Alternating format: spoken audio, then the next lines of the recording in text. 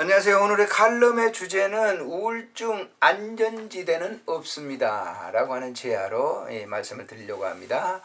어느 사제가 쓴 치마를 입은 남자라는 책을 보며 어떻게 성직자가 그런 생활을 할 수 있지 라며 사제에 대한 부정적 생각을 했던 적이 있었습니다. 그 내용인즉 그가 40세가 넘었을 때 종종 행복한 가정을 누리고 있는 부부들의 초대를 받을 때가 있었는데 함께 가정 미사를 드린 후 식탁에 온 가정이 오손도손 이야기꽃을 피우는데 정말 작은 천국을 보는 것과 같았습니다.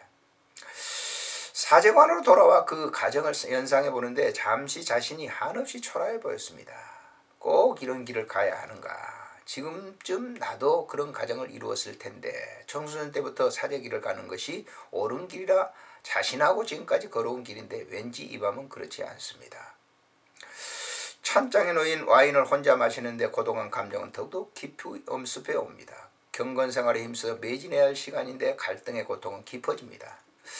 와인에 잠겨 있는데도 정신은 멀쩡해 자신을 사로잡고 있는 또 하나의 영체를 봅니다. 이런 갈등의 시간들이 길어질수록 우울함이 파도처럼 몰려와 영을 잠시게 옵니다. 결국 사제는 스승의 사제의 도움을 받아 그 우울함의 늪에서 빠져나오긴 했지만 완전한 벗어남은 아니었습니다. 사제의 고백을 보며 저렇게 고뇌하며 사제의 길을 왜 가지? 그만 두고 말지 라고 혼자 말했던 사람에게 어느 날 몰래 찾아온 문제가 있었습니다. 자신감으로 충만해 어디든 어떤 일이든 사역의 길을 가는 데는 걸림돌이 있을 수 없다 생각했는데 그런 자신감이 오히려 큰 올무가 되어 자신을 올가매고 있는 내면을 보게 됩니다. 이런 생각에 사로잡히면 곧 우울증에 촉이 나는데 혹시 그런 증세가 아닐까 생각해보지만 쉽게 내 속에 자리한 번뇌는 떠나지 않습니다.